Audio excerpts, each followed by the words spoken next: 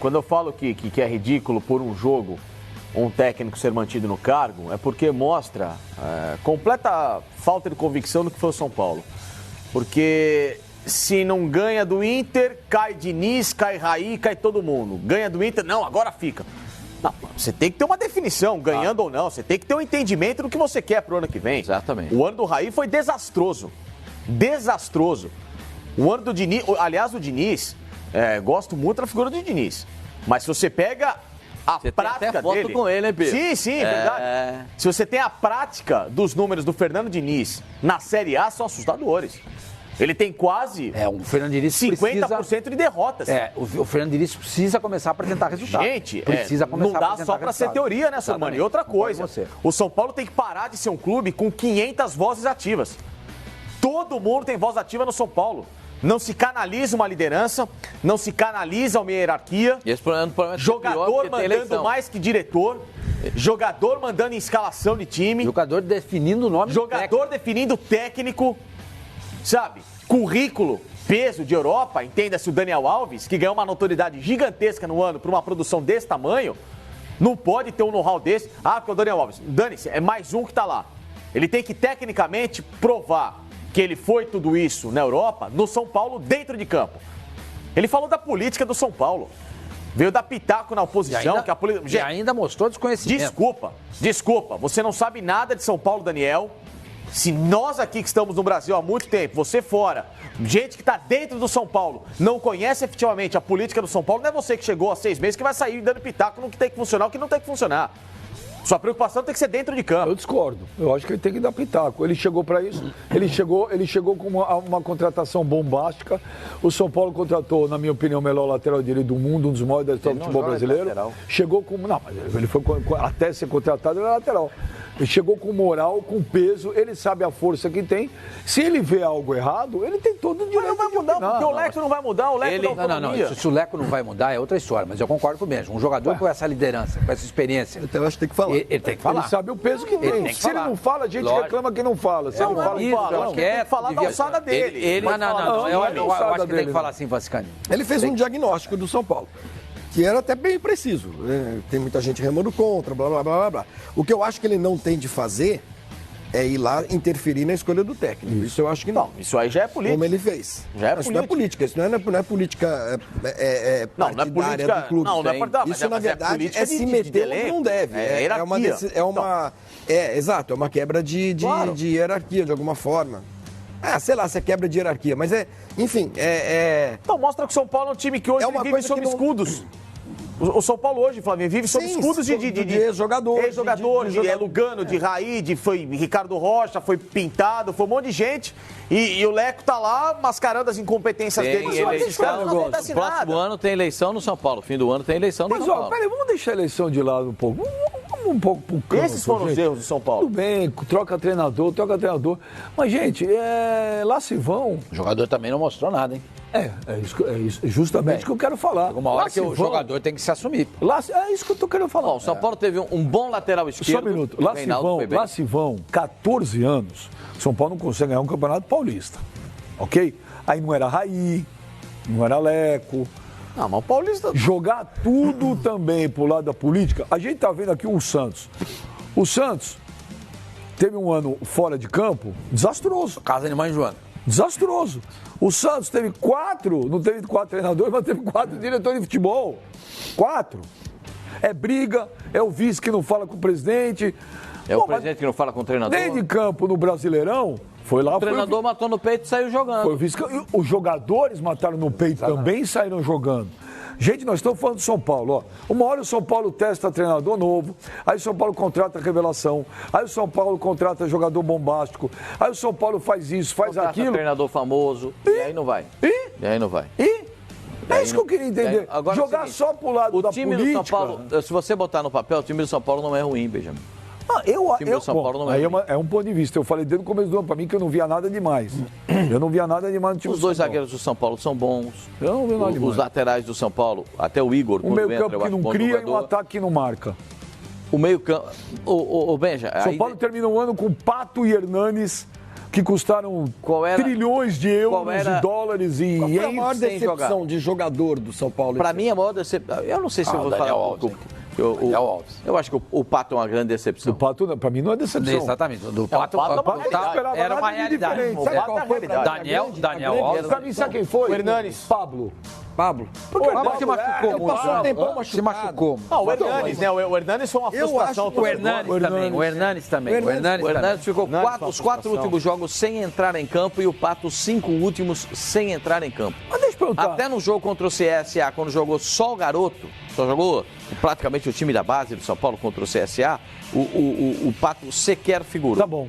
E se você, com o Pato e com o Hernanes em campo, tinha alguma diferença? Não. Piorava o time do São Paulo. Porque o Hernanes, nesse ano, tropeçou na bola. Até disse aqui um dia no Fox Sports. O Hernanes tropeçou na bola. Até disse aqui um dia no Fox Sports errado. Hernanes, chutar no gol, que é uma coisa que você sabe, nem isso você está conseguindo fazer no São Paulo. Você pode ter dificuldade, não está conseguindo mais articular a jogada, mas chutar pro gol, você sabe. Nem isso você está fazendo no São Paulo. Pato, jogar aberto pela esquerda, entrar em diagonal, que você sempre fez na sua carreira, nem isso você está conseguindo fazer no time do São Paulo. Tá errado, alguma coisa está errada. E aí, quando o treinador coloca no banco, mérito do treinador que observou que o cara não está produzindo. Ah, mas o cara, nos 5 últimos jogos, nem entrar em campo entrou o Pato. E aí? Foi onde o Fernando Diniz começou a perceber a mudança no time dele. Porque... Agora, acho que uma decepção, você pode dizer, o Daniel Alves fez 2 gols jogando pelo São Paulo. Um na estreia contra o Ceará, ele fez 1 gol. Depois contra o Santos. Mas, para mim, muito pouco. Não, quase muito pouco. Para quem espera num cara que vai decidir jogos, vá dar passes decisivos. Essa expectativa que eu acho que foi alta por parte de alguns, e as pessoas acabam se frustrando. Eu me frustrei, confesso pra você. Porque eu acho o Daniel Alves um baita jogador. Eu acho do Daniel Alves. Eu acho o Daniel Alves. O Pato, péssimo. O Daniel Alves é lateral. O Hernanes, péssimo. O Daniel Alves, decepção. Eu esperava mais. Pela qualidade dele, do jogador que ele é, eu esperava mais no time do São Paulo. Vamos falar a realidade. Vamos falar a realidade. Pela Copa América, ele fez uma boa Copa América. Na lateral. Na lateral. Então, mas aí é que tá. O futebol brasileiro é pródigo em mostrar jogadores que começaram de lateral e migram para o meio campo e dão certo. Júnior. Dão certo. Puxa, mas dão certo. Cada um dá. Então, mas... Podia dar também, ué. Podia ter dado. Mas aí vai aquela história que eu falei aqui, blá, blá, blá, blá. A expectativa que se tem em relação ao Daniel Alves é muito maior do que de fato ele pode dar. Exatamente. Ele não é tudo isso que as pessoas acham que ele é. Não é. Tanto é que ele está no São Paulo para jogar no meio campo.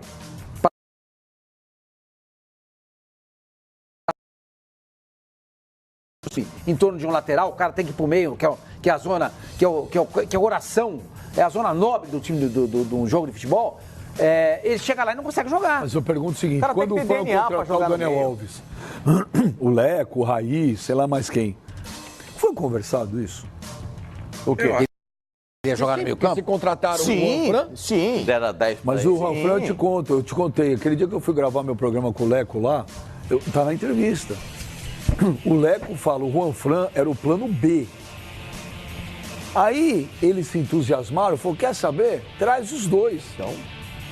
Então, mas à medida que chega o Juanfran, o Daniel também já percebeu, eu vou jogar lá no meio, ou avançado, numa segunda linha. Se o Juanfran é o plano B, é porque o Daniel Alves ia ser contratado como lateral. Então, por que contrata o plano B? Mas por que se gasta 70 milhões com lateral, gente? Eu tô falando não pode. Assim, Mas se ele é o plano B, e não é porque o Daniel Alves é o lateral direito? Sim. Porque o Juanfran é lateral direito. Sim. E o melhor lateral do São Paulo é o que veio do Ituano.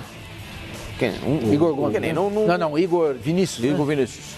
Não vamos desqualificar o currículo e o talento do Daniel Alves. Né? Um bom lateral, tal. Também estou com o Sormani, não acho acima da média. Né? Currículo maravilhoso, títulos e números. Agora, que o Daniel Alves, ele é lateral e vai funcionar só ali, é um fato. O cara, para mim, para jogar no meu campo, tem que ter um DNA de meia. Sabe? O cara tem que ter uma leitura técnica muito além só da velocidade e da explosão que ele sempre teve. Ele é um cara muito rápido, por isso que ele deu muito certo num time como o Barcelona, pela ultrapassagem que ele tinha pela lateral, para a chegada de linha de fundo e, claro, a visão de servir Messi, de todo mundo com quem ele jogou. E no caso do São Paulo, além de tudo, o time não fez uma montagem, sabe, de tática, de marcação, que pudesse privilegiar o trabalho dele no próprio meio campo. O Daniel muitas vezes até saía da função para tentar voltar a jogar de lateral de novo, porque o São Paulo, sabe, ficava tudo bagunçado. Bom, o dia que ele jogou de lateral, contra o CSA, o Apodi, vocês estão lembrados desse jogo? Nossa, o Apodi engoliu ele. O Apodi atropelou. E no meio-campo, o São Paulo não adota a postura. Para ele jogar, ele precisa ter uma. Tentou o Jusilei de primeiro volante. Tentou o Luan de primeiro, primeiro volante. Por quê? Para dar sustentação. Terminou com o Tietê de primeiro volante. Para tentar saída de bola. Porque o São Paulo não tinha essa fluência. Mas sejamos sinceros, gente. O problema do São Paulo não foi o Daniel Alves. Não, isso é só. Não, você está falando do time. Ele foi contratado como solução e também ele quis se colocar uma responsabilidade. Foi contratado como solução para os gols. O Pablo se machucou. O Alexandre Pato foi contratado como solução. Não está jogando nada. Mas o Alexandre Pato nunca jogou nada. Não, nunca não. Ah, tá bom. Nunca não. Mas o Milan não. O São Paulo mesmo, na outra passagem dele, ele não decepcionou. Ele não decepcionou. Mas é isso. Mas ele não tem sangue. Não é um jogador que... Quando a gente fala que o problema foi que vocês eximem a política, você atribui também aos jogadores, veja. Mas quem contratou esses caras? Gente, quem achava que o Pato ia... Mas é o grito da arquibancada. Então, o Pato e o Hernanes foram contratados pelo grito da arquibancada. Vamos incluir a torcida. Incluir a torcida também nesse pacote de culpabilidade. E a torcida que vai na porta do estádio, leva faixa, leva caixão, pedir o Pato aquelas coisas todas. A torcida ir na porta do estádio, ela tem todo o direito de ir. Claro. Ela protestar, a torcida de São Paulo tem todo o direito. Ela não foi violenta nenhuma vez. Não tem direito de... O que não aconteceu, de bater, de xingar, de ameaçar, não aconteceu de mesmo. Quebrar. Agora, de ir lá na porta do Morumbi gritar, tem todo direito. Qual o problema? Time amarelão, time sem vergonha, levar faca. Se é isso, mas se é isso... Fora Leco, fora Raí. Mas se é isso... Quero lembrar uma coisa, velho. Em nenhum momento a torcida do São Paulo, ao que a gente se recorda, foi violento esse ano. Esse ano não, eles foram... Agora, eles têm todo o direito de protestar, ué. E assim... Se eles acham que está errado e está errado... Aí não pode usar a foto do Mano nisso aí. Não pode usar. O Mano não tem nada a ver com a história. O Mano não tem nada a ver com a história. E sobrou até no Daniel para a torcida.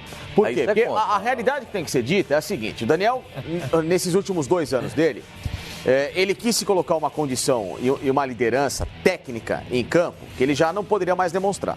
Por quê? Primeiro, ele chega como lateral no Paris Saint-Germain. Vai bem, mas nada além do... Foi bem.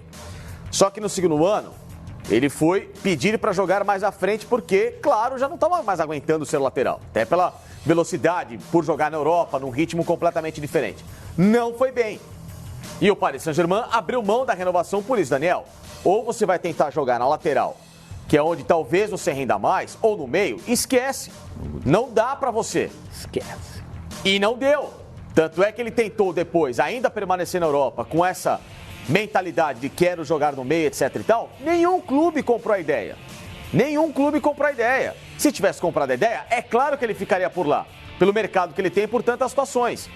Então é lógico que vindo para o São Paulo, que estava necessitando de um ídolo, etc e tal, o que aconteceu? Ele foi esse meia que